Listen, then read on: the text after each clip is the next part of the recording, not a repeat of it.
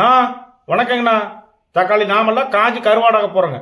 எல்லினோன்னு வச்சது போல கொல்லினோன்னு வச்சிருக்கலாம்.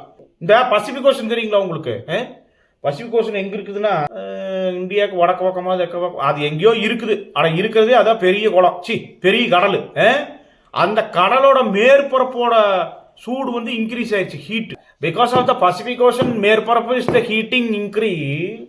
Suryan is going to qualifying and qualifying the human beings. Is pollandings the mandais and overheatings all dowser killings. பல Europe நேஷன்ஸ்லாம் heat தாங்காம தாரெல்லாம் உருகுது, காலை வச்சா ஒட்டுது, டயரெல்லாம் உருகி ஓடுது.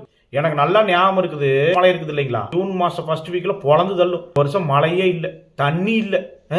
நம்ம இந்த குளோபல் வார்மிங் சொல்லும் போது நாம ஏதோ ஆம்புலேட் மாதிரி ஆஃப் பாயில் மாதிரி நினைச்சிட்டோம். இப்போ கவர்மெண்ட்டே சொல்ல ஆரம்பிச்சிருச்சு ஓவர் ஹீட் வரும், வெளியே போக 45 டிகிரிலாம் சொல்லிட்டு இருக்கிறாங்க. இந்த கோயம்புத்தூர்காரன் நாங்கள்லாம் காக்கா கழுவுறக்கே வந்து பார்த்தீங்கன்னா சிறுவாணி தண்ணி தான் யூஸ் பண்ணுவோம். போகிற ஓக்கு பார்த்தா நாங்களும் பேப்பர் தான் யூஸ் பண்ணும் போல் இருக்குது, வடக்கத்தின் மாதிரி.